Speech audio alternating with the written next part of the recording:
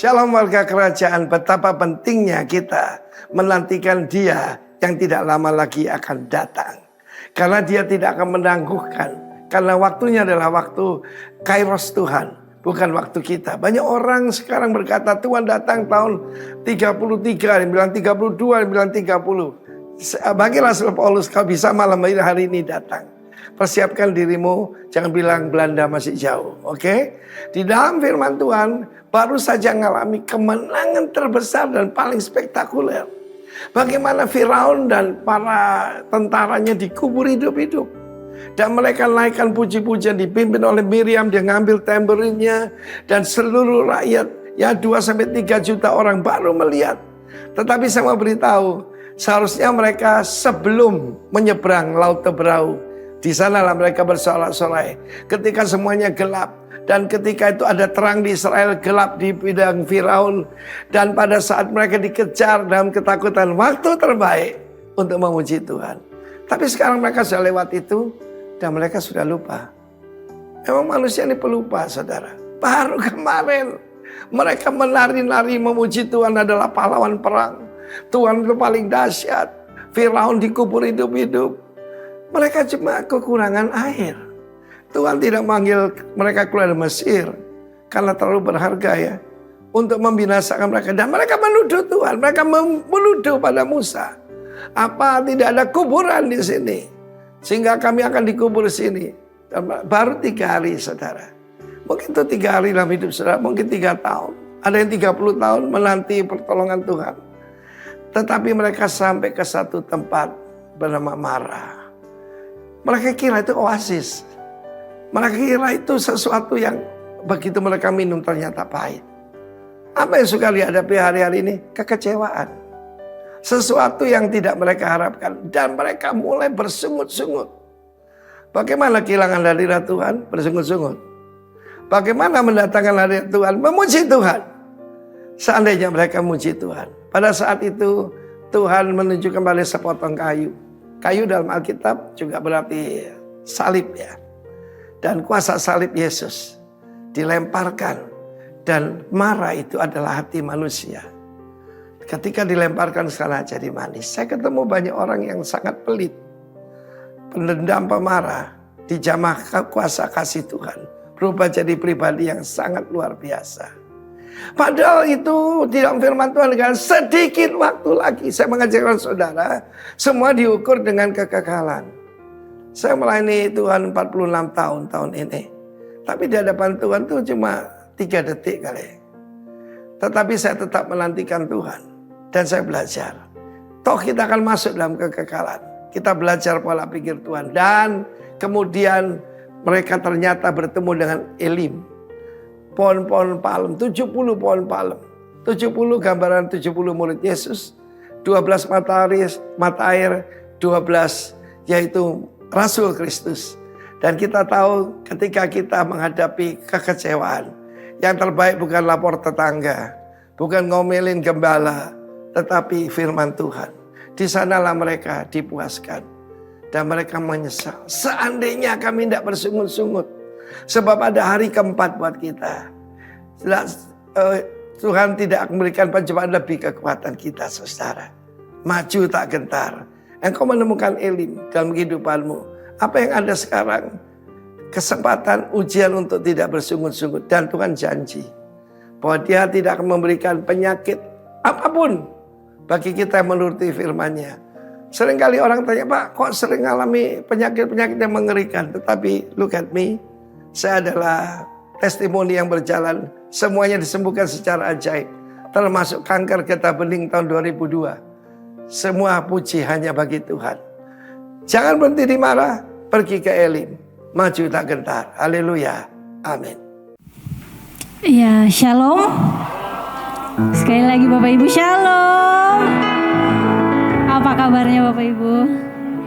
Luar biasa, tetap semangat. Masih capek ya Bapak Ibu? Terima kasih yang sudah ikut kerja bakti di Rock Hill. Mungkin saya mau cerita sedikit. Kemarin saya sama suami saya lagi makan di meja makan. cerita-cerita tentang Rockhill. Terus dia kan beberapa hari tuh selalu kadang pulangnya lewat-lewat tengah malam, kadang hampir subuh pulang sampai di rumah. Terus dia cerita, saya nggak ada ngerasa capek, dia bilang kayak gitu. Saya nggak ada ngerasa capek, dia bilang. Saya mau ngerjakan itu seperti saya mengerjakan rumah saya sendiri, dia bilang. Jadi pas saya dengar itu kayak, wow. Kayak ngerasa dia ngerjakan itu nggak ada perhitungan yang, oh saya nanti ngerjakan ini saya dibayar kayak gitu misalnya. Dia ngerjakannya itu ya ikhlas memang. Dia bilang saya ngerjakan semua ini, saya bantu Bapak Gembala, dia bilang saya mengerjakan rumah saya sendiri, dia bilang. Amin Pak ya. Saya berharap kita semua di sini membantu kerja bakti di Rockhill, kita juga merasakan itu kita seperti membangun rumah kita sendiri, seperti mengerjakan rumah kita sendiri. Dan sebentar lagi kita akan beribadah di sana. Kita juga mungkin dari setiap diri pribadi kita ikut menjaga yang sudah ada, menjaga rumah Tuhan. Kita sama-sama menjaga kebersihan. Mungkin kalau ada yang ngelihat sampah atau apa, mungkin nanti di sana, ya di sini juga ya Bapak Ibu. Hari ini mungkin terakhir kita di sini. Kita sama-sama ikut menjaga kebersihan di sana. Anggap di sana rumah kita sendiri. Amin Bapak Ibu. Mari kita sama-sama tundukkan kepala, kita bersatu di dalam doa. Terima kasih Tuhan, terima kasih, kami ucap syukur. Kami punya Tuhan yang cintanya tidak pernah berubah. Kami punya Tuhan yang senantiasa mengasihi kami. Terima kasih Bapa, terima kasih karena cinta-Mu Tuhan. Terima kasih karena kasih-Mu. Terima kasih Bapa. Kami ada sampai hari ini semua karena kemurahan-Mu. Berkati setiap kami Tuhan. Biarkanlah kami boleh lebih lagi Tuhan mengasihi Engkau. Biarkanlah kami Tuhan boleh lebih lagi Tuhan. Terus Tuhan meninggikan Engkau, menyembah Engkau Tuhan. Apapun yang terjadi di dalam hidup kami mau tetap berkata Engkau baik Tuhan dalam kehidupan kami. Terima kasih ya Bapa. Berkati ibadah ini Tuhan, dari awal, pertengahan hingga pada berakhirnya. Biarlah Tuhan hanya nama-Mu saja Tuhan yang ditinggikan di tempat ini. Nama-Mu Tuhan yang bertahta di atas puji-pujian kami. Terima kasih ya Bapa, terima kasih. Dan kami mulai ibadah ini Tuhan hanya dalam nama-Mu. Haleluya. Amin.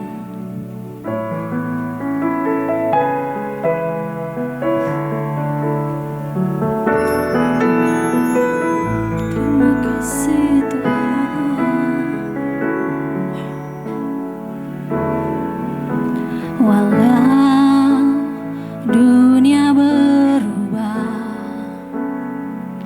namun kasih-Mu Tuhan tetap sama di hidupku. Kau setia dalam setiap rencana-Mu, ku percaya hidupku dalam tangan-Mu.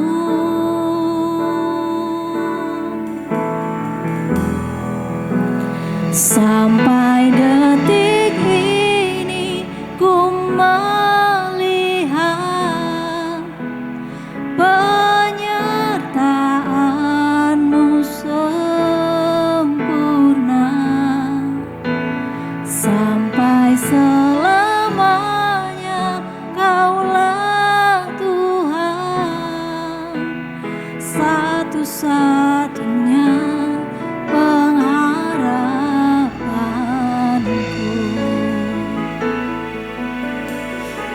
Mari lebih sungguh lagi kita nyatakan, walau dunia berubah, namun kasih-Mu Tuhan tetap sama di hidupku. Kau setia dalam setiap rencana-Mu. Ku percaya hidupku dalam tangan-Mu. Sampai detik ini ku melihat penyertaan-Mu sempurna. Sampai selamanya Kaulah Tuhan, satu-satunya pengharapanku. Sampai detik ini ku melihat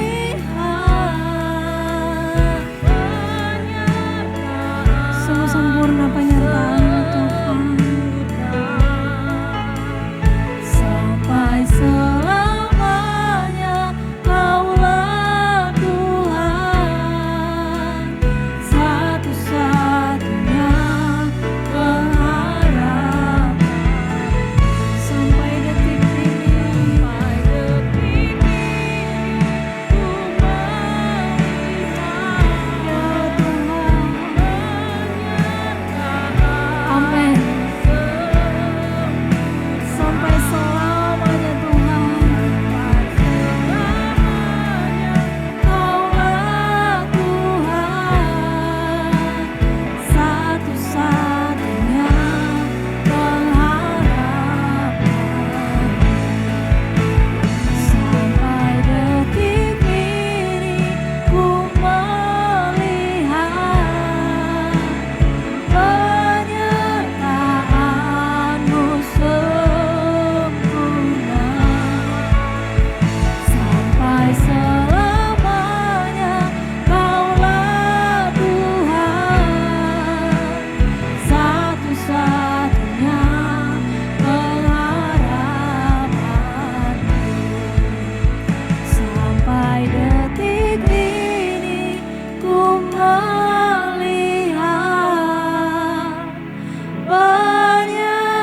penyertaan-Mu sempurna.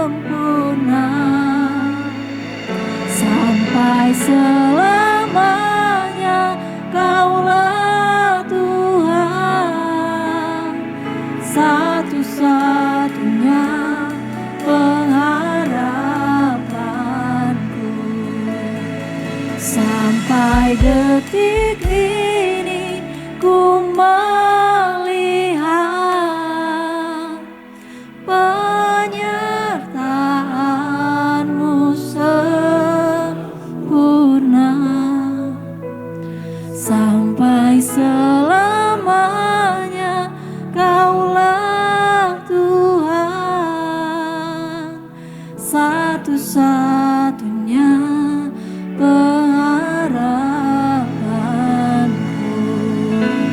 Sampai detik ini ku melihat penyertaan-Mu sempurna. Sampai selamanya Kaulah Tuhan,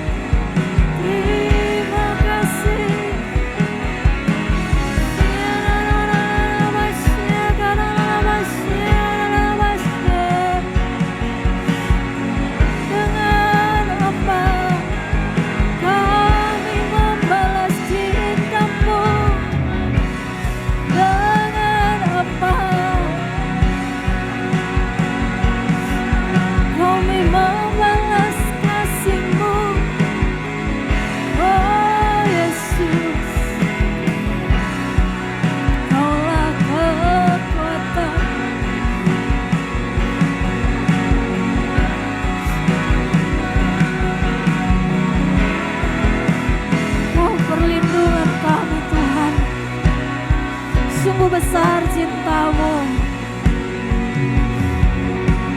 tiada pernah berubah Tuhan.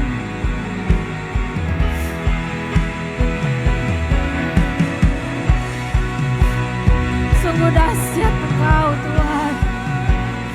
Ajaib segala perbuatan-Mu Tuhan dalam kehidupan kami. Haleluya. Yesus.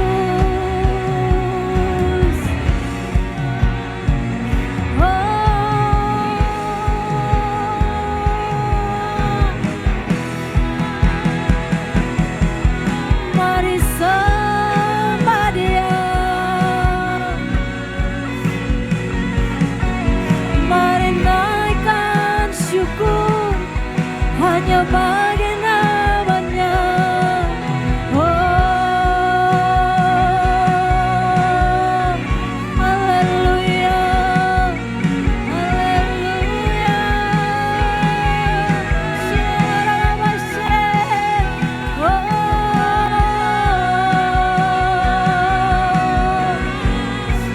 Syarabasharaba. Terima kasih Tuhan, terima kasih Yesus. Oh Yesus Tuhan, kami yakin dan percaya Tuhan, saat kami menyembah ada kekuatan Tuhan, ada pemulihan. Saat kami menyembah Tuhan, ada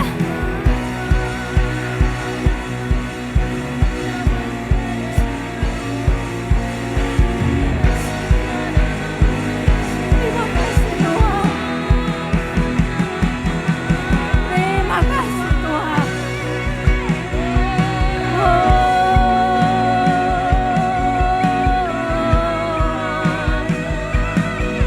Oh, serang bagi nama-Mu. Kau yang layak, Kau yang layak. Oh, haleluya, haleluya. Terima kasih,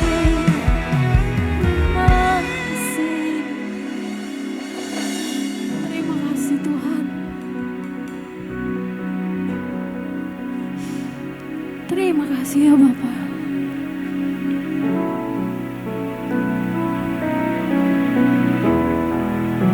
Segala hormat dan pujian kami kembalikan kepada-Mu Tuhan. Hanya Kau yang layak Tuhan.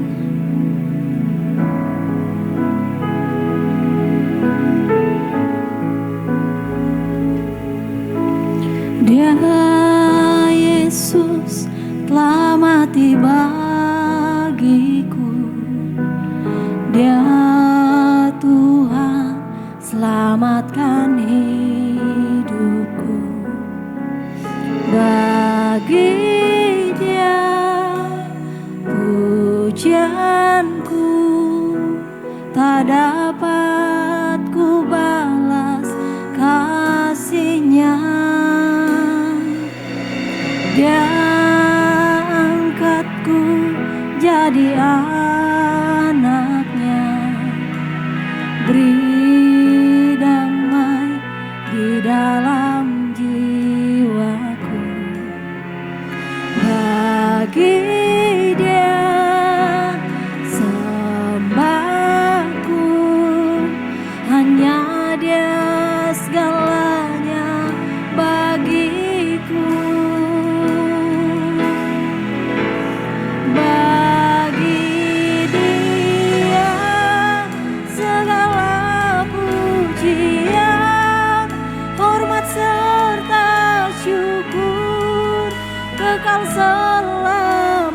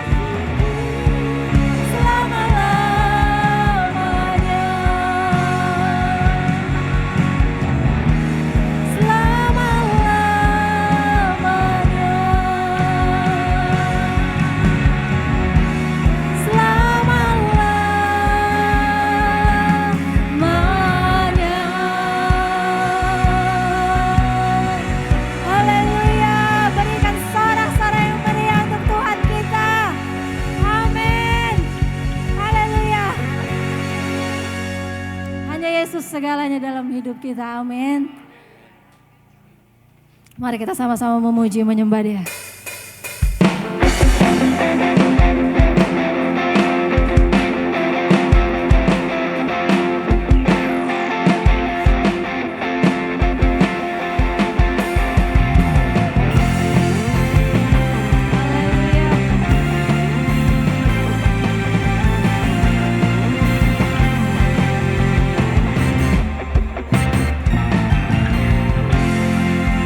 Mari sama-sama kita katakan. Menaikkan syukur buat segala perbuatanmu dan kasih-Mu di dalam hidupku. Tiada terukur betapa besar kasih. Sungguh ku kagum akan Engkau, Yesus. Kaulah segalanya, melebihi semua yang ada padaku. Oh, Yesus, Kaulah segalanya, seutuhnya ku berikan hatiku untukmu. Menaikkan syukur buat segala perbuatanmu dan kasih-Mu di dalam hidupku. Tiada terukur betapa besar kasih-Mu. Sungguh ku kagum akan Engkau, Yesus. Kaulah segalanya, melebihi semua yang ada padaku. Oh, Yesus. Kaulah segalanya, seutuhnya ku berikan hatiku untukmu.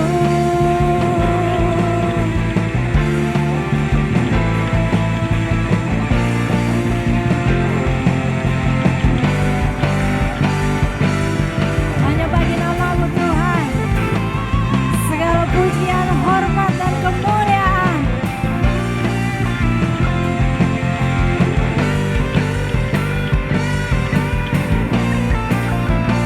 Mari nyatakan. Kaulah segalanya, melebihi semua yang ada padaku. Oh, Yesus. Kaulah segalanya, seutuhnya ku berikan hatiku untukmu. Yesus. Kaulah segalanya, melebihi semua yang ada padaku. Oh, Yesus. Kaulah segalanya, seutuhnya ku berikan hatiku untuk, seutuhnya ku berikan hatiku untuk, seutuhnya ku berikan hatiku untukmu.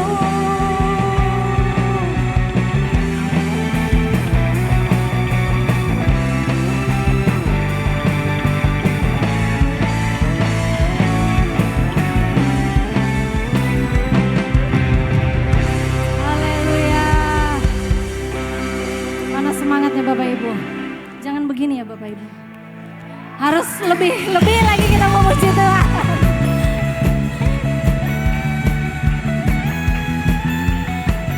Sebab hanya Tuhan yang layak. Besarlah Tuhan dan layak dipuji.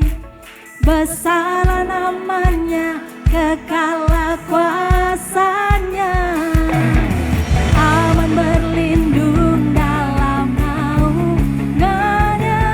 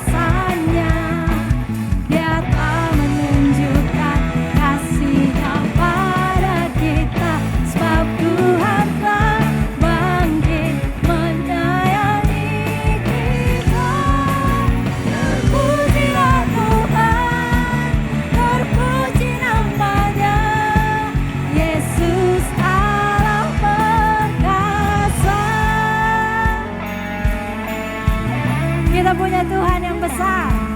Amin.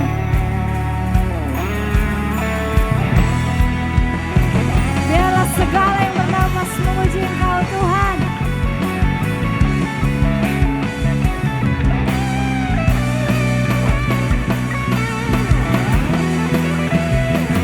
Terpujilah Tuhan, terbukti kuasa-Nya. Dia telah menunjukkan kasih-Nya pada kita, sebab Tuhan telah bangkit menyayangi. Amin. Terpuji nama-Nya, Yesus Allah. Terpujilah Tuhan, terbukti kuasa-Nya.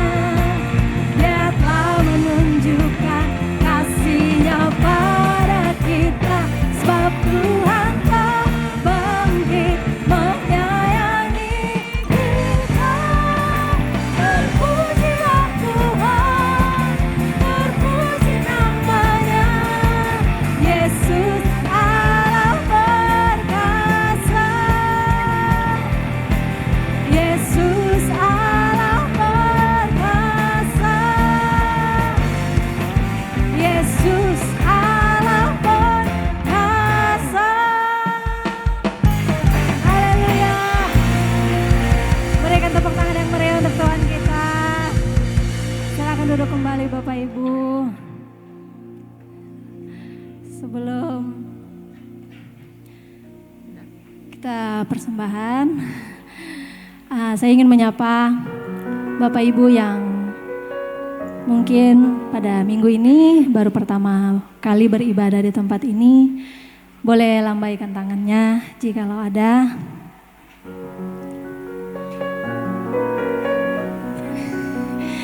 Perlu saya balik sepertinya kata-katanya. Pada pagi hari ini, untuk Bapak Ibu yang setia beribadah di tempat ini, boleh lambaikan tangannya. Amin. Terima kasih. Silakan Oma. Shalom Bapak Ibu semua. Selamat menikmati hari Tuhan hari ini, berkat dari Tuhan. Kami bersyukur. Sebelum kita memberi persembahan pembangunan, mari kita datang dalam doa.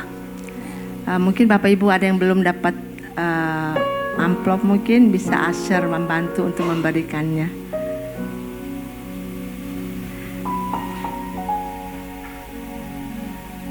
Persembahan bisa dikasih juga barcode ya di belakang kursi Anda masing-masing. Terima kasih untuk semuanya. Mari kita datang dalam doa. Bapa, di dalam nama Tuhan kami Yesus Kristus, Bapa yang kami sembah, yang kami muliakan Bapa. Pagi ini kami datang padamu dengan hati yang penuh syukur dan terima kasih. Dan kami akan memberikan persembahan untuk pembangunan gereja kami Tuhan Rohil. Kiranya Bapa Engkau berkat dan kuduskanlah tangan-tangan yang memberi. Engkau melihat dari hati kami masing-masing Tuhan. Kami bersyukur semua ini datang daripadamu Tuhan. Kami bukan siapa-siapa Tuhan. Semuanya kebesaran namamu Tuhan. Kami ingin itu membuat hatimu senang. Ya Tuhan, sebelum kami memberi Tuhan, Engkau berkati semua tangan yang memberi. Membalasnya berlipat kali ganda. Seturut janji firman-Mu Tuhan. Di dalam nama Yesus Tuhan. Dan sebentar lagi kami akan menyembah-Mu lagi Tuhan. Dan kami mendengar firman. Tuhan kuduskan hati dan pikiran kami. Biar kami benar-benar mau dan terima di dalam hati yang paling dalam. Ampun dia kami salah dan dosa kami. Tuhan Engkau kuduskan biar kami beribadah ini sampai dan selesainya hanya datang di dalam nama-Mu Tuhan Yesus. Kami berdoa. Haleluya. Amin.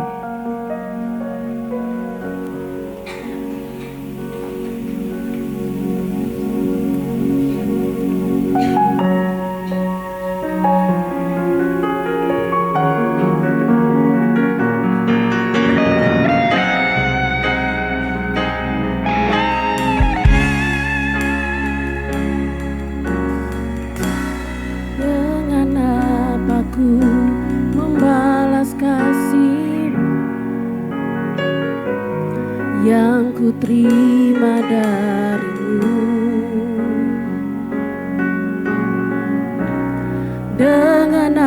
Bapa-Ku membalas cinta-Mu. Oh Yesusku,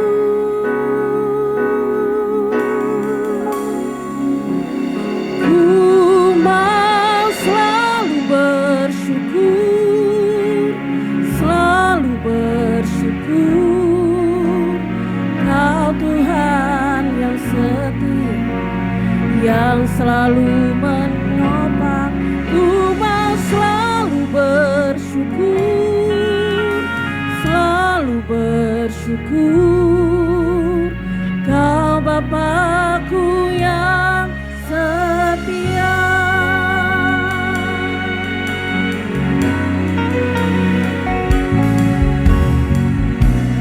Dengan apa ku membalas kasih-Mu yang ku terima dari-Mu.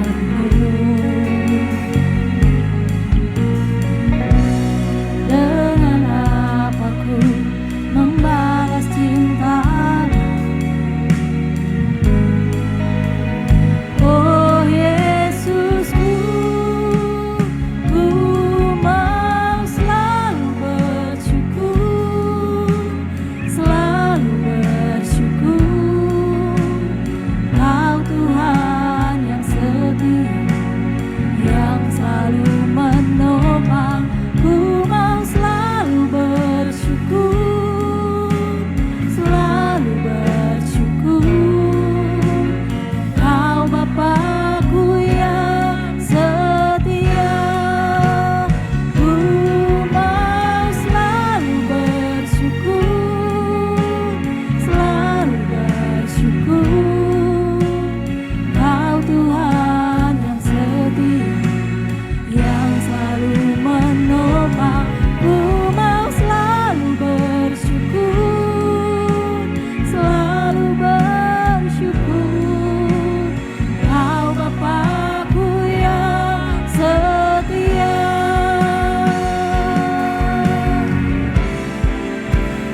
Ku mau selalu bersyukur, selalu bersyukur. Kau Tuhan yang setia, yang selalu menopang. Ku mau selalu bersyukur, selalu bersyukur. Kau Bapa-Ku yang setia. Ku mau selalu bersyukur, selalu bersyukur. Kau Tuhan yang setia, yang selalu menopang. Ku mau selalu bersyukur, selalu bersyukur. Kau Bapa-Ku yang setia. Ku mau selalu bersyukur, selalu bersyukur. Kau Tuhan yang setia, yang selalu menopang. Ku mau selalu bersyukur, selalu bersyukur. Kau Bapa-Ku yang setia. Kau Bapa-Ku yang setia. Kau Bapa-Ku yang setia.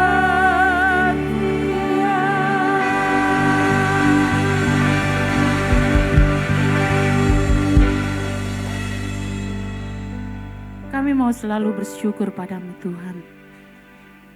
Kasih setiamu di dalam kehidupan kami sungguh indah.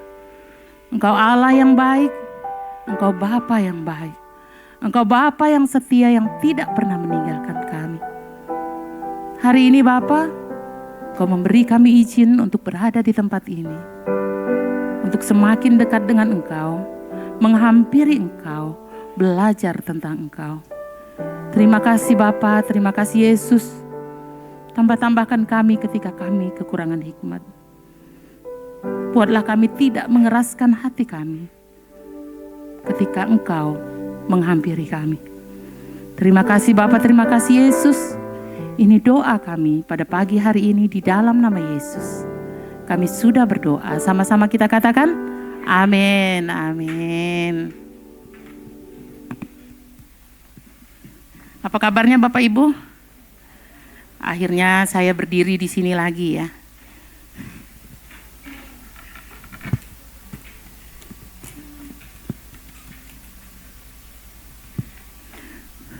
Oke. Hari ini saya masih pada tema rock. Tema rock tahun ini adalah The Year of Preparation. Persiapan. Tahun-tahun persiapan. Dan subtema kita pada bulan November di minggu keempat adalah Standing Firm in Faith. Berarti berdiri dengan iman yang tidak berdiri dengan iman yang teguh. Dan saya mengambil judul Unshakable Faith, iman yang tidak tergoyahkan. Nah, saya ingin bertanya, siapa di antara kita, baik peran sebagai orang tua, baik peran sebagai anak, yang tidak pernah punya pergumulan di dalam hidup ini? Yang tidak pernah punya masalah di dalam hidup ini? Ada? Coba angkat tangan. Hidup kita itu penuh dengan masalah. Pak Gembala, kita pernah khotbah, kalau nggak mau ada problem dalam hidup, ya sudah nggak usah hidup, berangkat aja. Seperti itu. Tetapi di dalam hidup ini seringkali kita berkeluh kesah, seringkali kita bersungut-sungut. Pada kesempatan ini, saya ingin menyampaikan beberapa contoh perbedaan dari berkeluh kesah dan bersungut-sungut. Mana yang boleh dan mana yang tidak. Seringkali kita rancu. Kalau kita nggak boleh berkeluh kesah, kita bisa stres. Ada nggak yang bilang nggak boleh berkeluh kesah? Nggak berani kan? Kita lihat, next Will. Berkeluh kesah. Berkeluh kesah adalah seruan jujur kepada Tuhan. Kita lihat di dalam Mazmur pasal 142 ayat 2. Saya akan membacakannya bagi kita. Aku mencurahkan keluh kesahku di hadapannya dan menyatakan kesusahan-kesusahanku di hadapannya. Siapa yang berkeluh kesah ini? Daud. Ketika dia lari dari kejaran musuh-musuhnya dan salah satunya adalah Raja Saul. Ia bersembunyi. Daud berkeluh kesah. Daud berkeluh kesah. Yang kedua, Yeremia. Tentulah ini ditulis oleh Yeremia sendiri. Kita lihat. Di dalam Yeremia pasal 20 ayat 18. Mengapa keluarlah aku dari kandungan? Berkeluh kesah? Tapi keluh kesah Yeremia ini bukanlah penolakan terhadap Allah.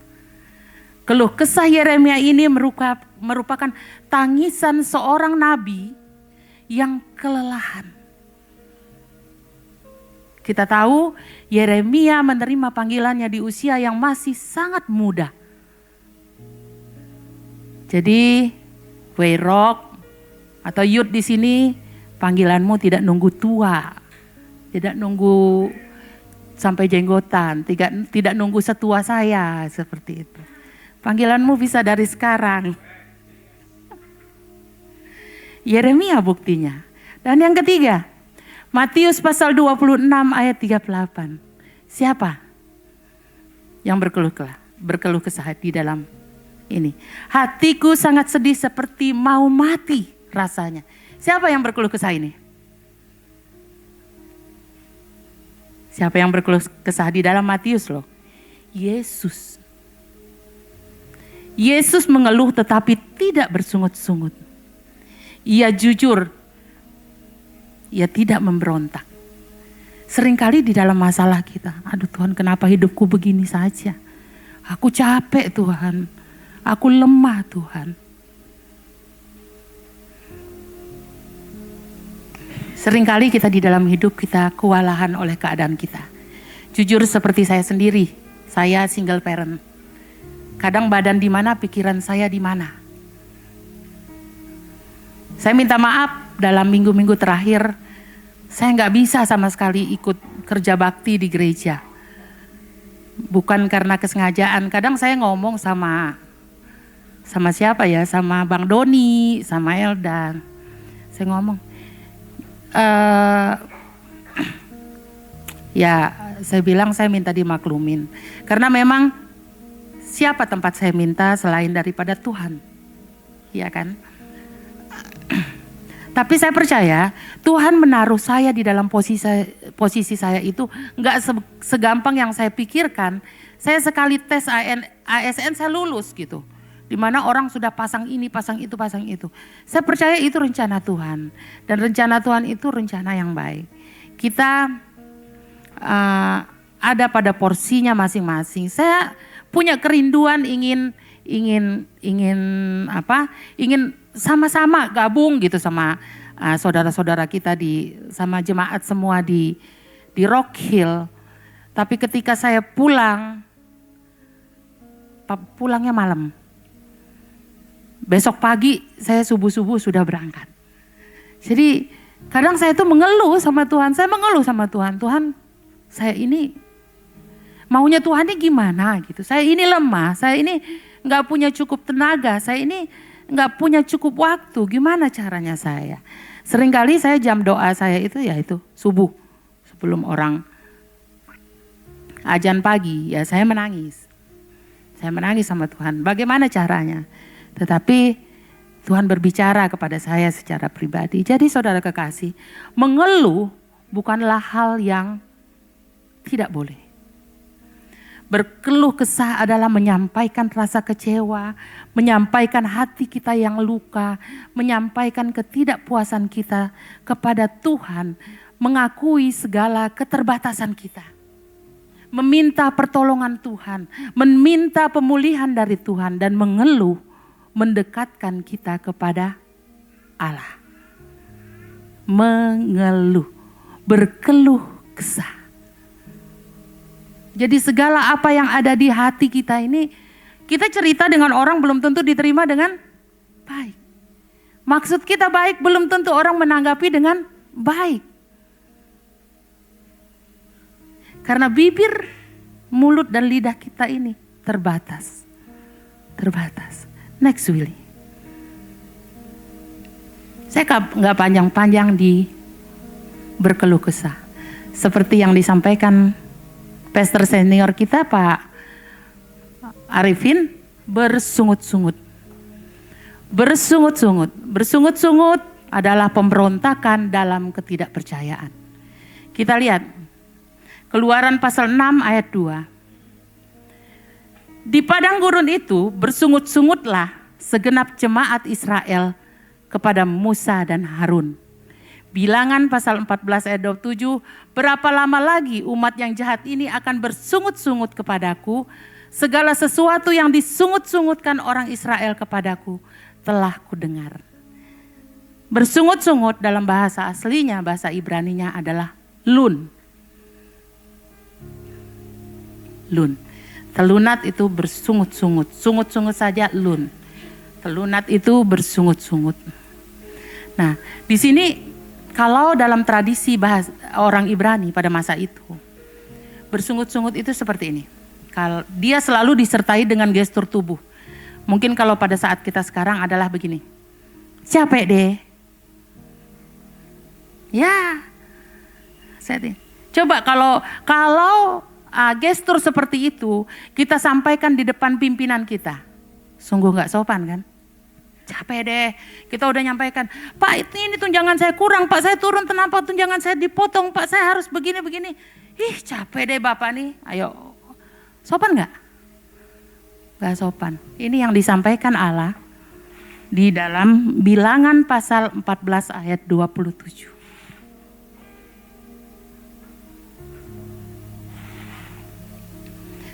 Itu yang disampaikan Allah di dalam Bilangan pasal 14 ayat 27.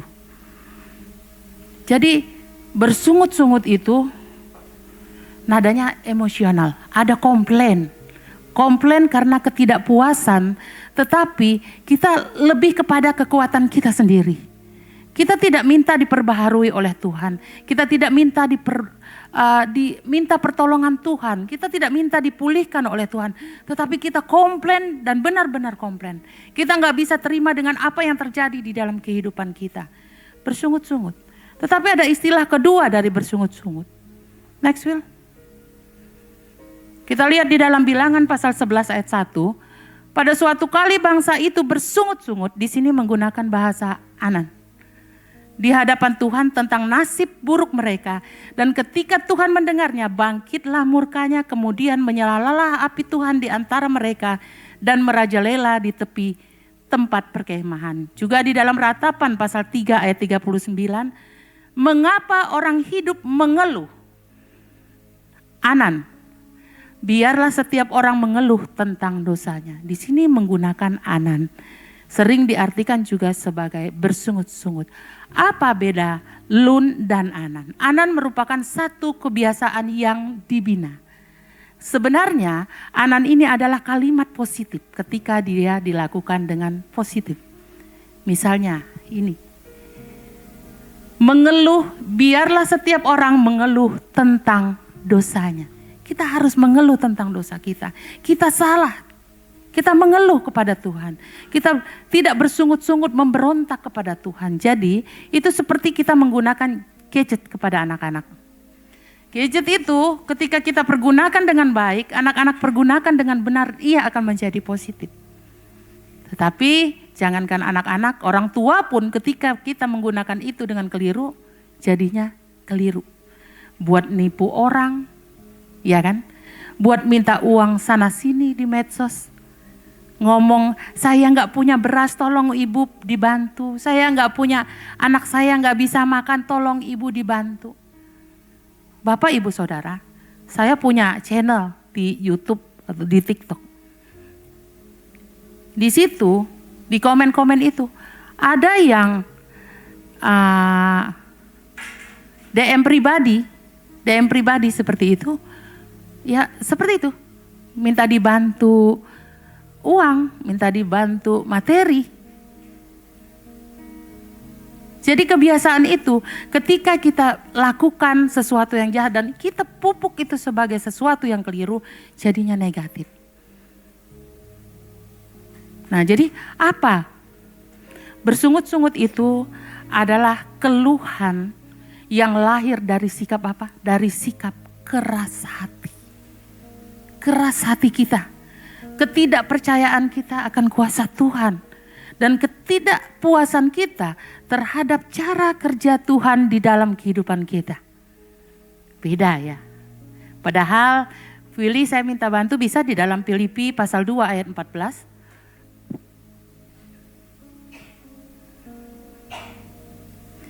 Filipi pasal 2 ayat 14.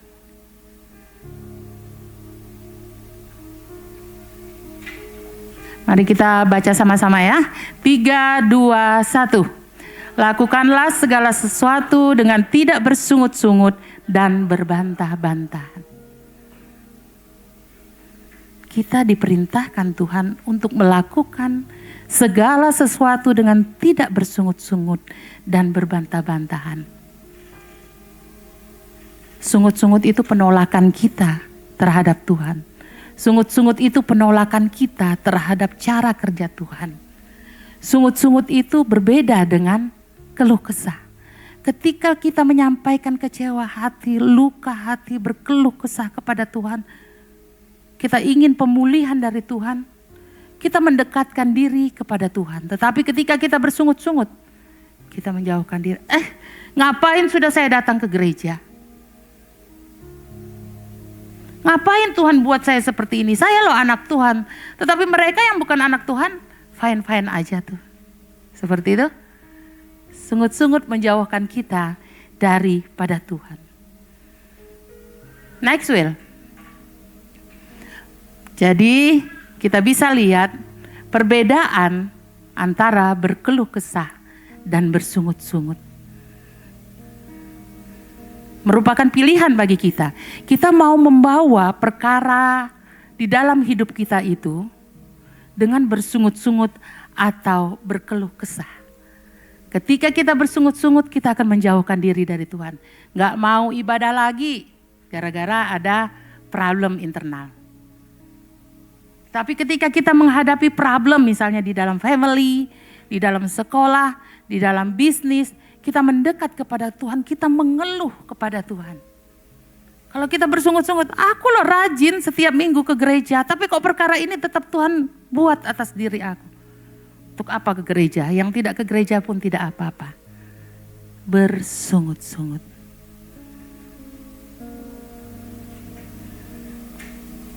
Kita mau mengeraskan hati kita atau kita datang kepada Tuhan dengan membawa kejujuran hati kita. Kita menangis di hadapan Tuhan seperti yang dilakukan Daud. Kita mengeluh kepada Tuhan seperti yang disampaikan oleh Yeremia. Dan begitu juga Tuhan Yesus. Ada kekecewaan, ada kebimbangan di dalam diri kita. Next will.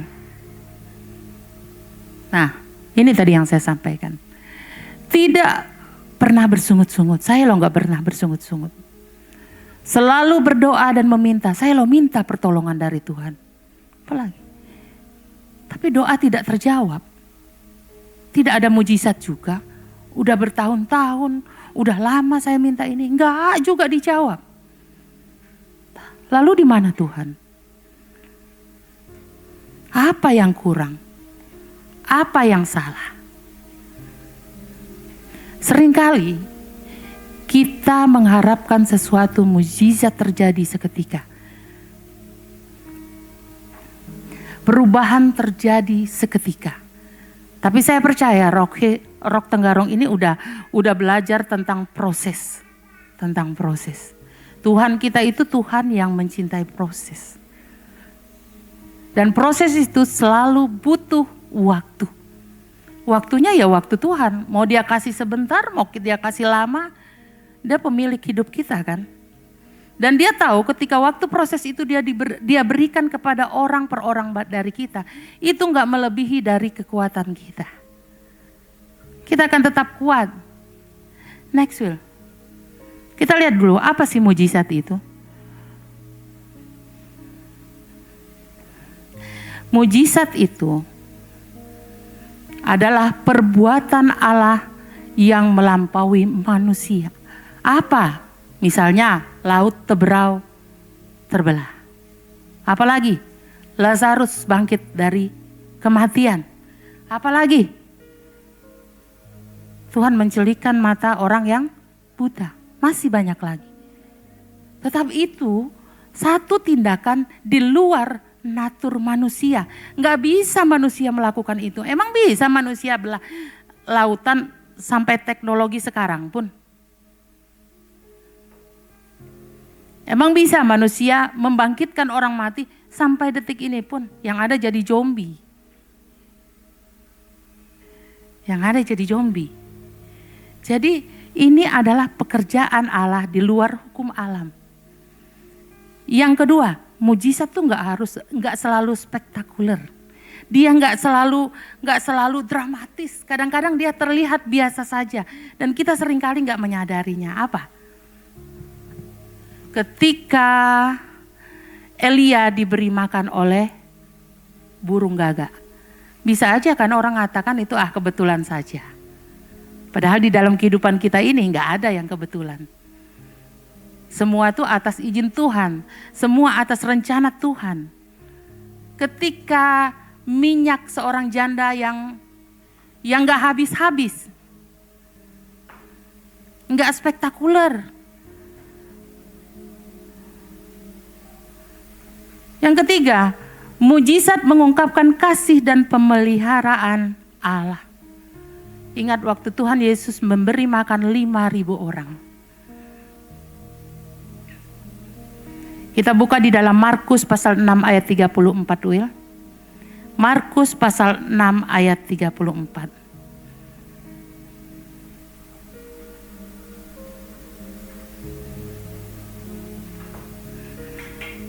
Mari kita baca sama-sama Bapak Ibu, 3, 2, 1. Ketika Yesus mendarat, ia melihat sejumlah besar orang banyak. Maka tergeraklah hatinya oleh belas kasihan kepada mereka, karena mereka seperti domba yang tidak mempunyai gembala. Lalu mulailah ia mengajarkan banyak hal kepada mereka. Belas kasihan, tergeraklah hati Yesus oleh belas kasihan. Mujizat itu adalah kasih dan pemeliharaan Allah. Tuhan Yesus aja loh tergerak hatinya. Apa yang Tuhan Yesus lakukan sebelum dia memberi makan 5.000 orang. Jadi mujizat besar atau kecil menunjukkan belas kasihan Allah. Makanya seringkali kita dengar kata-kata yang seperti ini, quote-quote seperti ini, berkat sekecil apapun syukurilah. Itu mujizat Allah. Tapi ada yang bilang gini, lah orang yang gak Kristen aja, orang yang bukan anak Tuhan aja, orang yang bukan pengikut Kristus aja, mereka loh bisa lebih sukses dari kita. Kita ini semuanya ciptaan Tuhan. Kita ini semuanya anak-anak Tuhan. Mau yang ikut Kristus maupun tidak ikut Kristus itu ciptaan Tuhan. Tapi keputusan kita yang menentukan beroleh keselamatan atau tidak. Itu adalah respon kita. Semua bisa.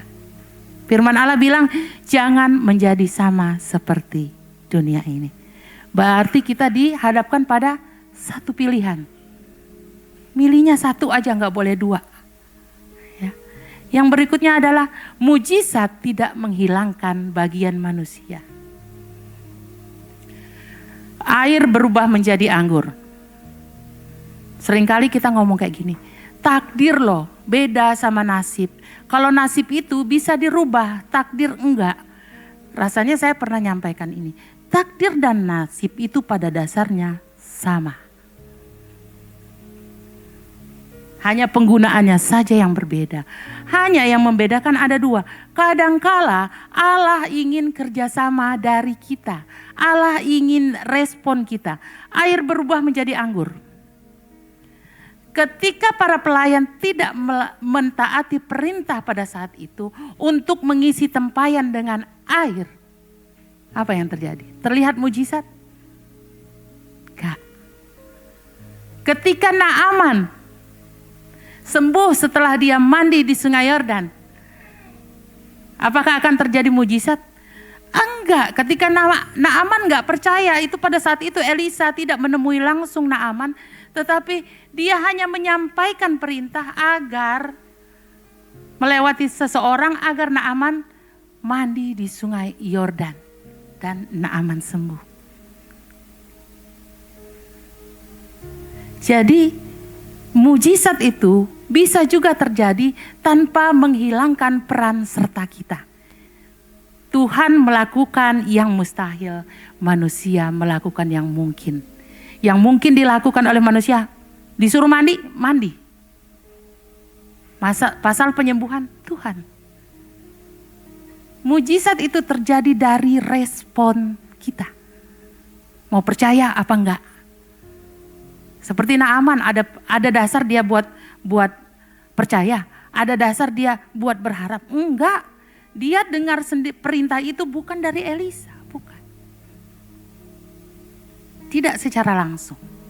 Mujizat kadang perlu kerja sama kita dengan Tuhan. Seperti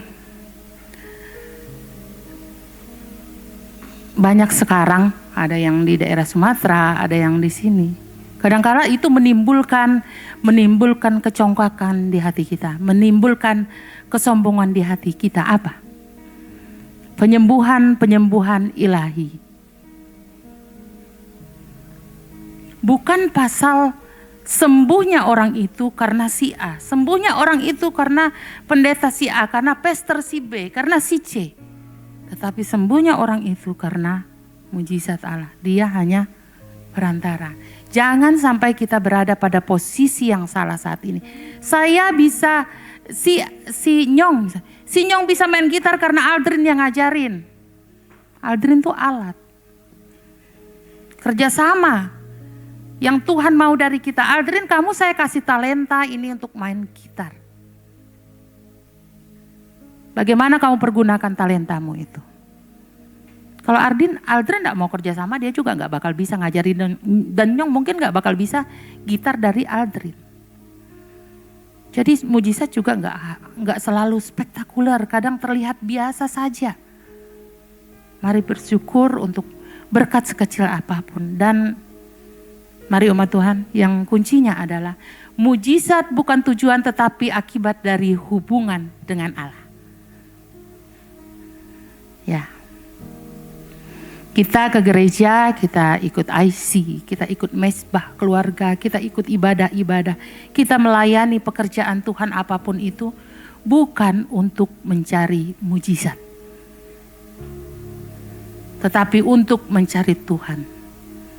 Di dalam Markus pasal 16 ayat 17, tanda-tanda ini akan menyertai orang-orang percaya. Ketika kita percaya Yesus adalah pembuat mujizat, kita datang ke gereja ini karena kita mencintai Tuhan, amin. Karena kita merindukan Tuhan, amin. Coba kalau kita pacaran, rindu ya, pengen ketemu ya, ya kan. Semuanya manis-manis, ingat terus kayak gitu. Berarti kan kita cinta sama dia. Saya ngajarin nih. Kita cinta sama dia, coba kalau nggak cinta, mana ada rindunya, mana ada kangennya. Nah, kita uji diri kita masing-masing. Apakah kita datang beribadah pada hari ini? Apakah kita datang beribadah sebelumnya benar-benar karena kita mencintai Yesus? Saya menggarisbawahi hubungan dengan Tuhan. Mempunyai akibat dari hubungan dengan Allah. Saya menggarisbawahi itu. Ketika kita mencintai Dia, kita pasti mencintai pekerjaan Tuhan. Tetapi ketika kita mencintai pekerjaan Tuhan, belum tentu. Belum tentu. Bisa karena PK, bisa hanya untuk dilihat Pak Gembala, bisa karena ke gereja kita absen aja setor muka. Mari jujur. Biar bisa dikenal orang, mari jujur. Hubungan kita dengan Tuhan hanya kita yang tahu. Orang lain gak tahu. Dan itu akan terlihat, akan tercermin dari cara hidup kita. Dari pola kita menanggapi masalah. Mujizat. Sudah 3 yang saya bahas, yaitu tentang berkeluh kesah, bersungut-sungut mujizat. Yang keempat, kuncinya ada pada yang kelima. Yang keempat, next will, bersyukur. Ingat tadi hubungan dengan Allah saya garis bawahi dan itu adalah kunci. Bersyukur.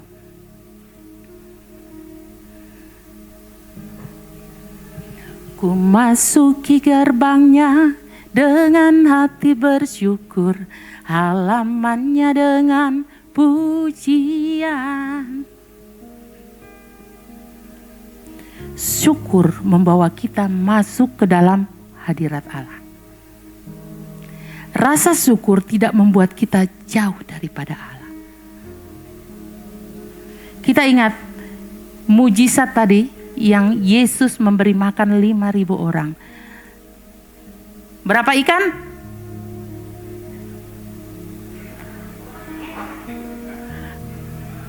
Nah, 5 roti, 2 ikan. Saya tanya berapa ikan?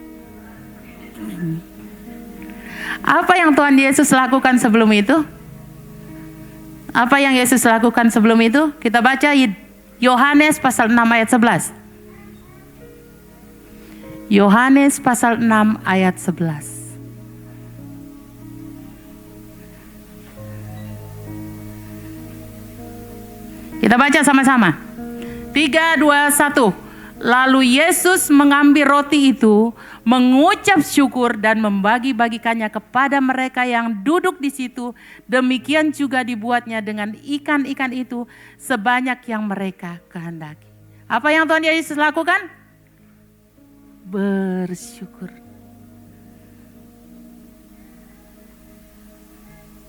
Jika kita bersyukur atas yang sedikit, Tuhan bisa mengalihkannya. Bersyukur untuk yang sedikit. Tidak ada dosa yang terlalu besar untuk Tuhan ampuni. Tidak ada berkat yang terlalu kecil untuk Tuhan kalikan. Bersyukur. Jika kita bersungut-sungut, Tuhan aku sudah kerja keras, dapatnya cuma segini. Ya udah itu aja, kita akan ngerasa kurang, dan kurang. Kita menutup pintu mujizat kita sendiri. Tuhan senang dengan orang yang bersyukur.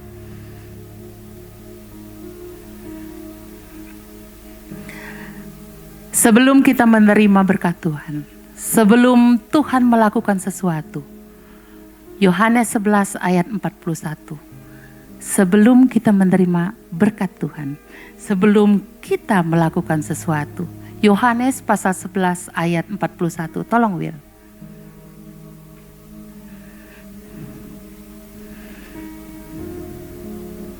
Oke, kita baca sama-sama. 3, 2, 1. Maka Yesus mengangkat batu itu, lalu Yesus menengadah ke atas dan berkata, Bapa, aku mengucap syukur kepadamu karena engkau telah mendengarkan aku. Dalam konteks apa ini? Dalam konteks Lazarus mati.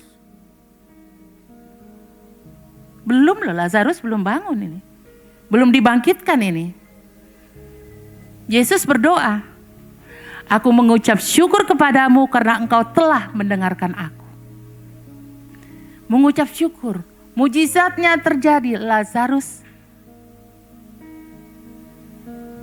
hidup. Kebangkitan terjadi. Mengucap syukur dulu. Belum, tapi ini belum kunci. Belum kunci utama. Nah ini tadi. Nomor 4, mengucap syukur menguatkan hati untuk melihat pertolongan Allah. Ya, mengucap syukur menguatkan hati untuk menerima pertolongan Allah. Ketika Tuhan menunda sesuatu, ketika Tuhan belum menjawab doa kita, jangan sangka Tuhan tidak mendengar doa kita. Tuhan sedang mempersiapkan hati kita untuk menerima berkat Tuhan. Tuhan sedang mempersiapkan diri kita untuk menerima mujizat Tuhan. Jadi Tuhan ingin ketika kita mengucap syukur tuh kita nggak fokus pada masalah kita. Tetapi kita fokus kepada Dia sang penyelesai masalah. Karena kita bilang kan roh yang ada padaku lebih besar dari masalah itu timbul dari dunia ini. Masalah itu timbul dari dunia ini bukan dari Allah. Allah itu bukan pembawa masalah tetapi Dia sang penyelesai masalah. Berarti ketika kita sedang berada masalah jangan fokus pada masalahnya tetapi kita fokus pada sang penyelesai masalah. Dia loh lebih besar. Dia lebih besar dari masalah kita. Orang capek kali kalau saya cerita tentang hidup saya pasti akan capek. Saya orangnya bukan orang yang pandai menceritakan luka hati saya, kecewa saya kepada orang. Masalah dalam hidup itu nggak pernah berhenti, nggak pernah putus-putus. Di dalam pekerjaan pun seperti itu. Orang yang buat kesalahan saya yang suruh tanggulangin. Orang yang dapat kerjaan nggak selesai saya yang disuruh selesaikan. Kadang hati saya tuh jengkel gitu. Kerjaan yang ada aja belum selesai numpuk lagi punyanya orang. Angka kreditnya untuk siapa? Untuk orang bukan untuk saya.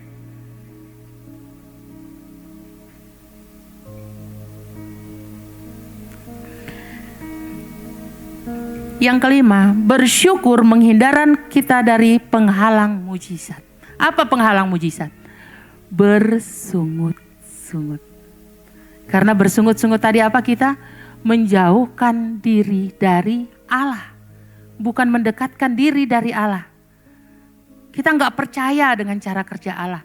Kita sanksi dengan apa yang Tuhan janjikan kepada kita. Padahal Alkitab bilang percaya saja. Lalu apa yang bisa kita lakukan agar kita tidak bersungut-sungut? Agar kita bisa menerima berkat Tuhan. Agar kita bisa bersyukur, tadi saya garis bawahi adalah hubungan dengan Allah. Bagaimana hubungan dengan Allah? Bagaimana membangun hubungan dengan Allah.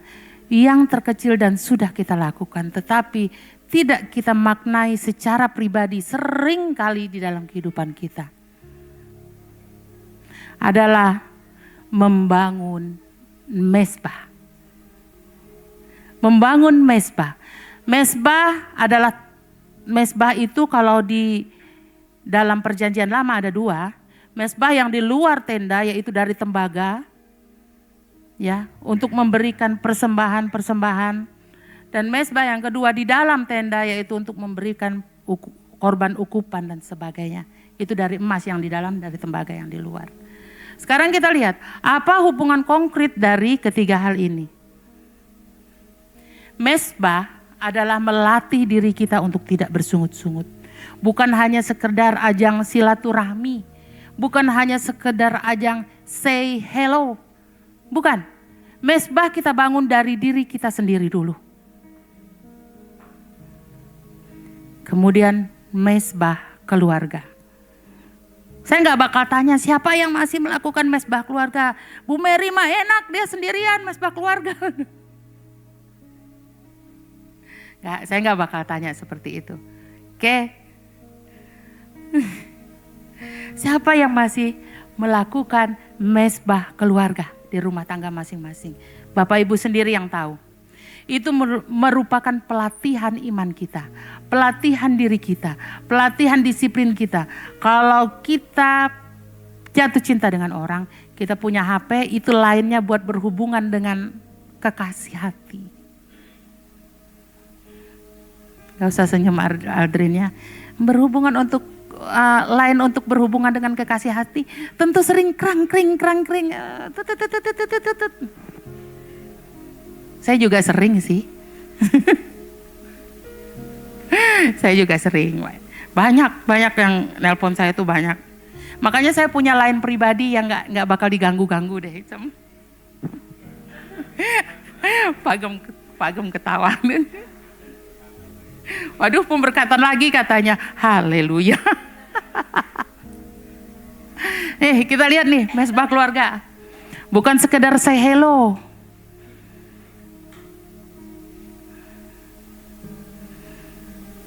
Kita baca saja, saya akan bacakan. Melatih hati untuk bersyukur bukan bersungut-sungut. Membentuk perspektif iman yang menarik mujizat. Karena kita tidak bersungut-sungut. Menghadirkan hadirat Tuhan di sana, mujizat terjadi kalau ada hadirat Tuhan. Menyembuhkan luka dan kepahitan. Mengajarkan ketaatan. Karena ketaatan membuka pintu mujizat. Menjadi tempat menyatakan dan menghiburkan pergumulan. Menyatukan hati, persatuan mendatangkan kuasa. Mezbah keluarga, lambang persatuan kita dengan sesama jemaat. Lambang persatuan kita dengan keluarga kita. Lambang persatuan kita dengan anak-anak kita, dengan pasangan kita. Berani nggak ketika ada konflik dalam keluarga?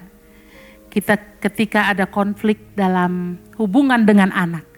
Berani nggak kita bersekutu di dalam keluarga baru kita ngomong langsung. Ngomongnya nggak sama yang bersangkutan. Saya nggak bisa ngasih contoh diri saya nggak punya teman. Misalnya Pak Elda sama Theo. Bu Elda sama Pak Theo. Bu, sampai ketukar. Bu Elda sama Pak Theo lagi selisih pendapat nih. Karena mereka terbiasa membangun mezbah, berdua berdoa. Dia akan ngomong. Pasti dia berani ngomong di hadapan Tuhan. Kita bilang Tuhan itu hakim yang adil ya. Berani nggak kita di dalam mezbah itu kita ngomong seperti ini? Tuhan Yesus, saya kecewa terhadap suami saya pada... Ini Bu Elda yang ngomong ya, bukan saya. Saya kecewa terhadap suami saya pada hari ini. Saya agak tersinggung dengan apa yang dia katakan tadi. Berani nggak? Pernah nggak dilakukan?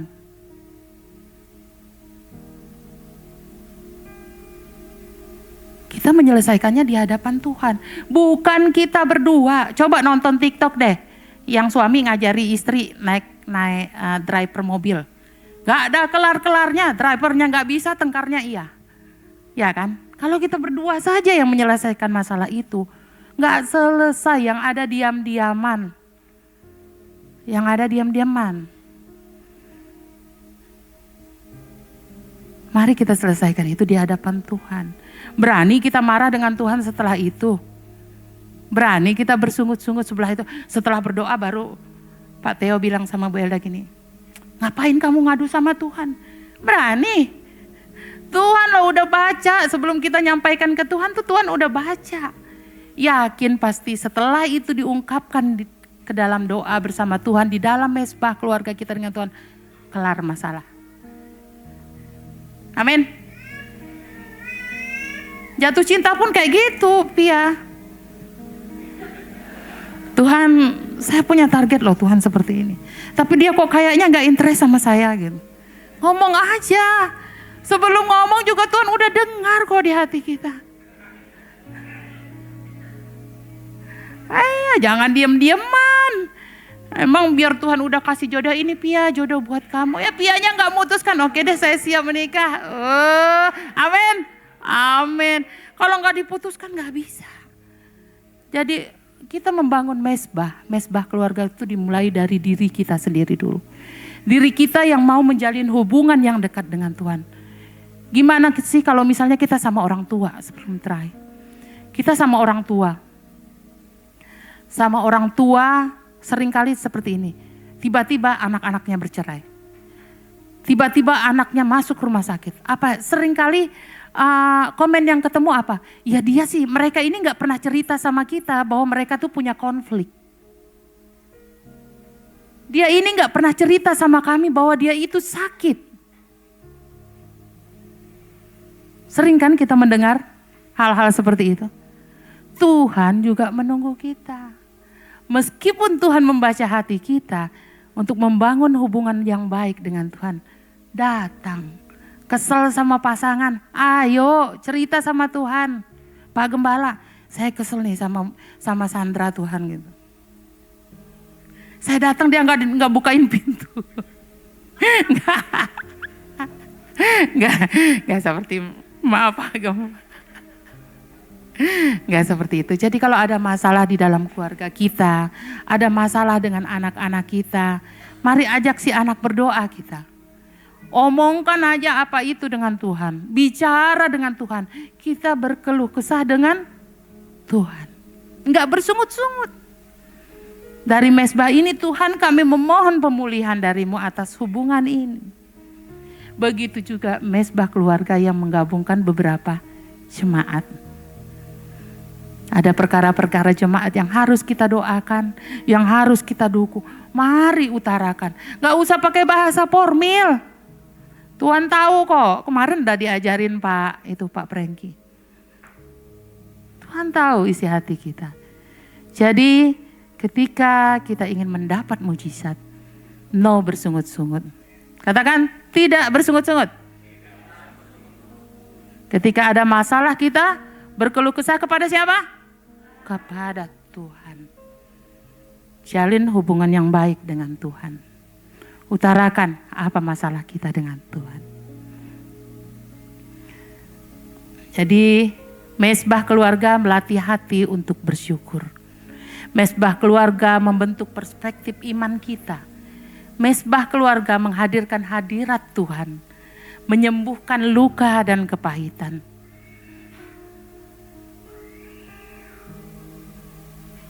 Mari kita mengganti keluhan kita menjadi doa. Mari kita mengganti sungut-sungut kita menjadi permohonan kepada Allah. Agar kita dapat dipulihkan. Agar kita dapat disembuhkan. Bukan sembuh dari sakit penyakit yang mungkin hanya dokter yang menjadi alat Tuhan yang paling sering dipakai. Tetapi penyakit hati. Penyakit dendam. Penyakit tidak percaya. Penyakit mudah kecewa. Penyakit mudah tersinggung. Biar Tuhan memulihkan kita. Demikian firman Tuhan kita pada hari ini. Saya mengundang tim worship. Saya percaya meski sebenarnya banyak yang pengen saya sampaikan. Tetapi karena waktu kita terbatas saya sudah lihat jam itu udah lewat-lewat seperti itu. Jadi agak deg-deg atau udah lewat gitu Pak. Saya ingin kita sama-sama mengerti Tuhan itu pengen hati kita. Dia nggak minta yang kita nggak punya. Dia minta yang kita punya.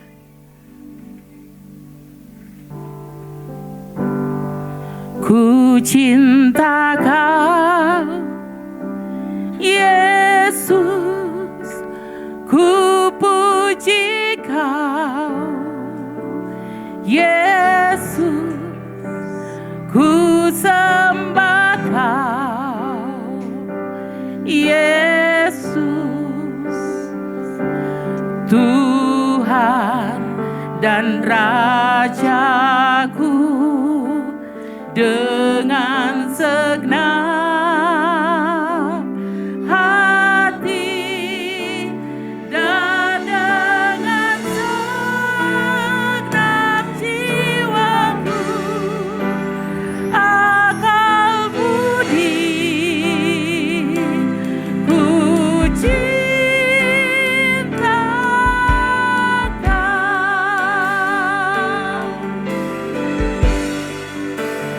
Ku cinta Kau. Saya undang jemaat bangkit. Ku puji Kau, Yesus, ku sembah Kau, Yesus, Tuhan dan Rajaku, dengan segenap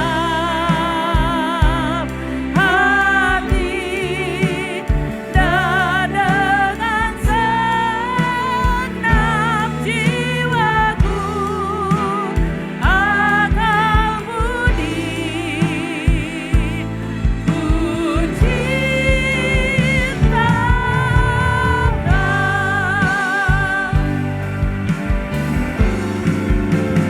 Ku cinta Kau, Yesus, ku puji Kau, Yesus, ku sembah Kau,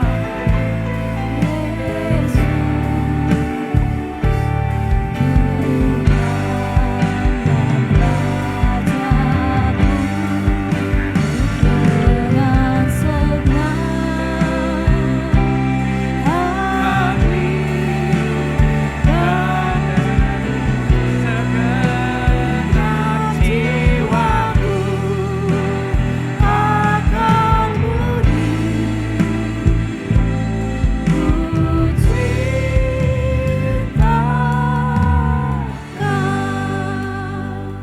Saudaraku yang terkasih, jadi tadi kita sudah belajar bahwa saudara jangan bersungut-sungut. Jangan bersungut-sungut. Berkeluh kesahlah kepada Tuhan. Berkeluh kesahlah kepada Tuhan. Sebab kalau tidak kita cukup berkeluh kesah kepada Tuhan, keluh kesah kita akan luber kepada orang-orang yang tidak semestinya kita sampaikan. Tapi ketika saudaraku ada beban di dalam hati saudara, ada masalah di dalam hati saudara, ada tekanan dalam hati saudara, berkeluh kesah kepada Tuhan. Sebab Dia setia dan adil. Dan saudaraku, ketika saudara bersungut-sungut, tidak akan menyelesaikan masalah. Justru akan membuat masalahnya tambah ruwet, saudara. Tambah rumit untuk kehidupan saudara.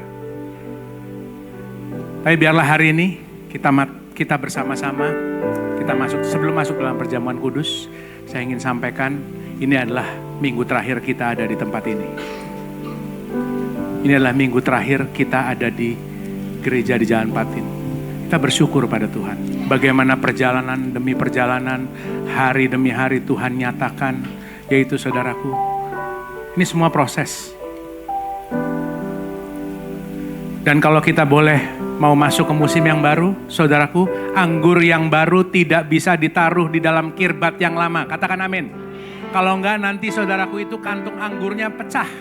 Kalau misalnya sampai anggur yang baru itu ditaruh saudaraku di dalam kantong yang lama. Kantongnya yang pecah. Jadi Tuhan, saya percaya Tuhan akan memperbaharui kita hari demi hari. Kalau Tuhan sudah menyertai kita sampai hari ini dan kita boleh melihat pekerjaan Tuhan, ada Rock Hill Tuhan sudah bangun. Dia membawa kita sejauh ini bukan untuk meninggalkan kita, saudara. Tapi kita akan melihat pekerjaan yang besar untuk kota ini. Jangan lihat hari ini, jangan lihat saat ini. Kita semua masih dalam bentuk benih. Benih itu harus pecah, nanti dia bertumbuh. Nanti dia akan bertumbuh, berbuah lebat, dan berbuah tetap. Untuk nama Tuhan dipermuliakan. Mari sama-sama kita ambil roti. Kita angkat roti tinggi, saudara. Ini bukan roti biasa. Ini adalah persekutuan kita dengan tubuh Kristus yang sudah diberikan kepada saudara dan saya. Menjadi penebusan dosa bagi saudara dan saya. Di atas kayu salib, dia katakan sudah selesai. Saudara dan saya nggak bisa menyelesaikan sebuah pekerjaan yang sudah diselesaikan oleh Tuhan. Tidak ada perbuatan kita yang bisa menyempurnakan apa yang sudah dia lakukan di atas kayu salib. Tapi oleh karena itu, oleh karena apa yang dia sudah berikan di atas kayu salib, membuat kehidupan saudara dan saya berharga. Maka hiduplah dalam sebuah kehidupan yang berharga di dalam kehidupan saudara. Kehidupan saudara mahal dan berharga. Bukankah roti yang kita angkat tinggi ini adalah persekutuan kita dengan tubuh Kristus? Mari kita makan bersama di dalam nama Tuhan Yesus.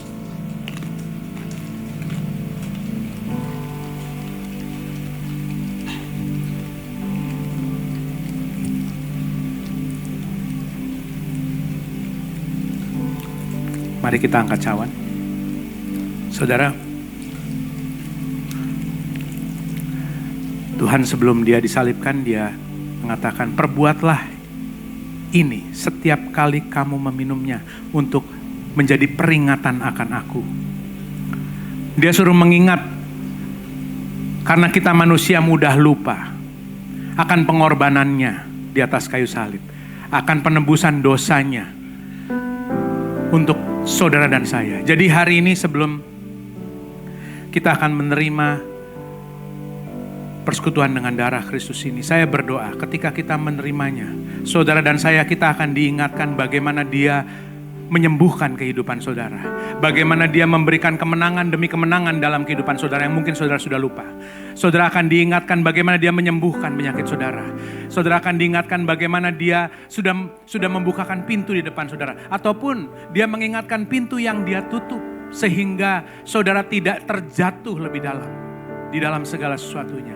Biarlah itu menjadi peringatan dalam kehidupan kita dan kita tidak pernah lupa. Sehingga saudaraku, pada perjalanan kehidupan kita, kita tidak akan bersungut-sungut lagi. Ampuni kami Tuhan, kalau kami suka bersungut-sungut. Ampuni Tuhan kalau kami ada pemberontakan di dalam kehidupan kami. Tapi biarlah kehidupan kami itu menjadi korban yang berkenan, korban yang hidup di hadapan Tuhan. Ketika kami melakukan dan taat kepada kehendak Tuhan.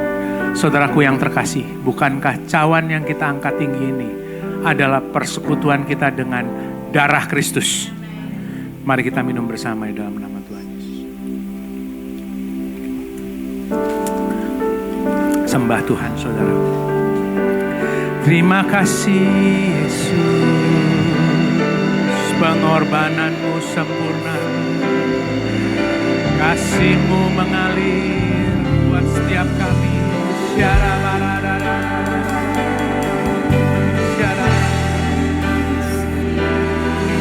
Terima kasih urapan-Mu, kasih-Mu dalam kehidupan kami. Damai sejahtera terlimpah atas kehidupan umat-Mu.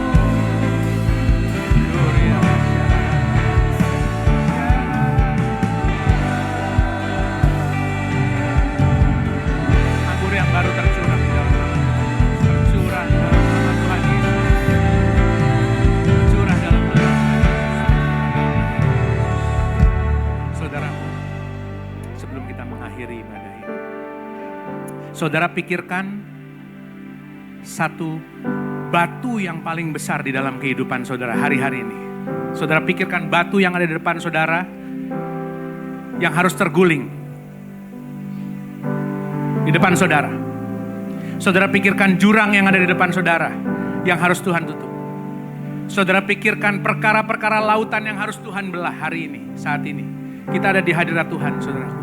Dan saya bisa di detik ini, saya bisa katakan tidak ada yang mustahil bagi Allah kita. Tidak ada yang mustahil bagi Allah kita. Berhenti bersungut-sungut, saudara. Saat ini saya berikan saudara waktu untuk saudara mulai berkeluh kesah. Saudara sampaikan kepada Tuhan. Apa yang memang menjadi batu itu yang harus dia gulingkan. Apa yang harus menjadi lautan yang dia harus bukakan untuk kehidupan saudara. Ataupun ada jurang di depan saudara yang sedang ada di hadapan saudara. Dia menyertai dan dia mengasihi kehidupan saudara. Saya berikan waktu kepada saudara. Saya berikan waktu kepada saudara. Berdoa kepada Tuhan. Berdoa kepada Tuhan. Terus berdoa kepada Tuhan. Katakan apa yang menjadi keluh kesahmu. Katakan apa yang menjadi isi hatimu kepada Tuhan. Dia setia dan adil. Terima kasih Tuhan Yesus. Terima kasih. Terima kasih.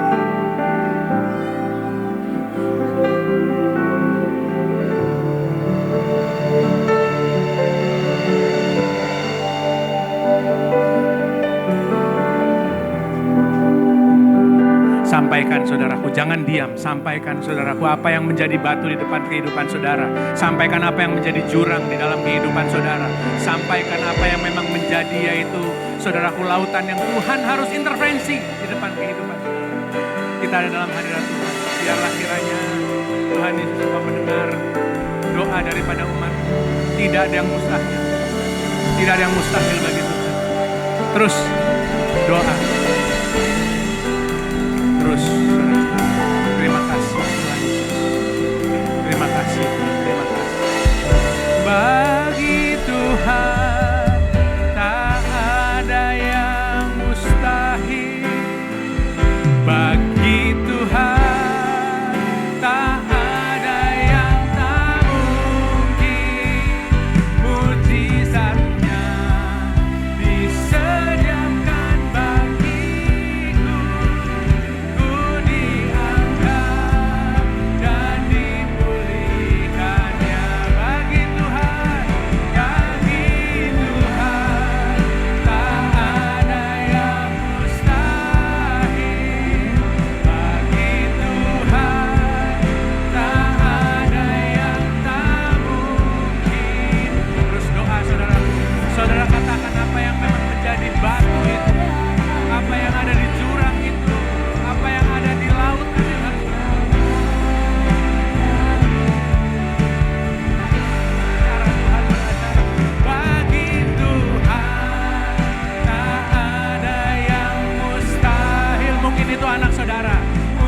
Pasangan saudara, mungkin itu adalah usaha pekerjaan saudara, mungkin itu adalah keuangan saudara, mungkin itu apapun.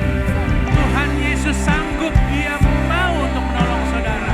Di dalam nama Tuhan Yesus, terjadilah dan dipulihkannya, ku diangkat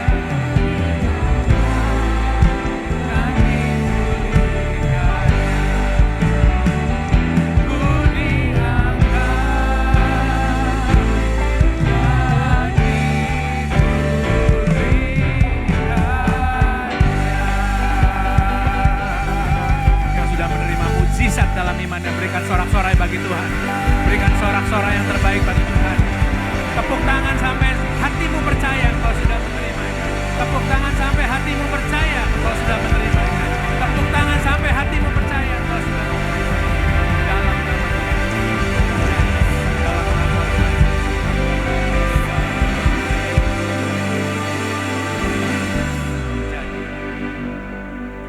Kami bersyukur Tuhan, sebab Engkau mendengarkan doa kami. Dan kami akan melihat kesaksian demi kesaksian Tuhan. Dalam kehidupan umat-Mu yang akan mengalir. Dan yang akan menjadi berkat. Bukan cuma bagi kehidupan mereka, tapi bagi orang-orang di sekitar mereka. Tangisan mungkin terdengar sepanjang malam, tapi menjelang pagi terdengar sorak-sorai. Di dalam nama Tuhan Yesus, aku berdoa untuk pagi di dalam kehidupan umat-Mu di tempat ini Tuhan Yesus. Ada sorak-sorai kemenangan terjadi di dalam nama Tuhan Yesus. Dan kalau sebentar kami akan berpisah satu sama yang lain, Tuhan biarlah kiranya kami boleh bertemu kembali dalam keadaan sehat, dalam keadaan damai sejahtera. Dan kalau kami akan masuk dalam musim yang baru Tuhan Yesus, biarlah Engkau persiapkan kirbat-kirbat-Mu dalam kehidupan umat-Mu di tempat ini.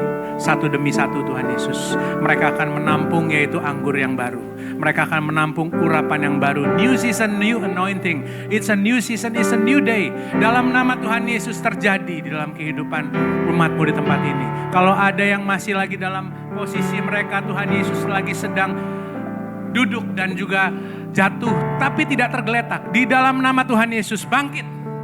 Sebab Tuhan mengasihi saudara. Bangkit. Tuhan mengasihi kehidupan saudara. Di dalam nama Tuhan Yesus. Dan kami percaya Tuhan, berkat yang terbaik akan Kau curahkan bagi kehidupan umat-Mu. Mari sama-sama kita angkat tangan Bapak Ibu. Tuhan memberkati engkau dan melindungi engkau.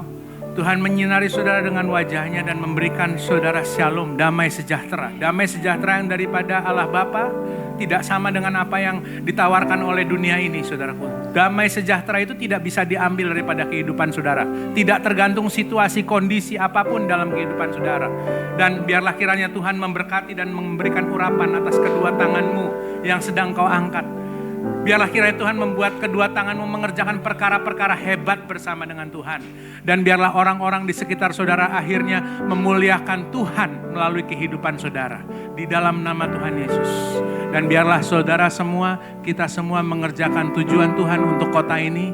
Dalam waktunya Tuhan, dengan caranya Tuhan, dengan kekuatan yang daripada Tuhan. Untuk kemuliaan bagi nama Dia. Terima kasih Tuhan Yesus, kami sudah menerima semua yang terbaik. Hanya di dalam satu nama, Allah kami yang hidup, Tuhan Yesus Kristus. Semua yang sudah menerima berkat yang terbaik, sama-sama kita katakan, amin. Tuhan Yesus memberkati.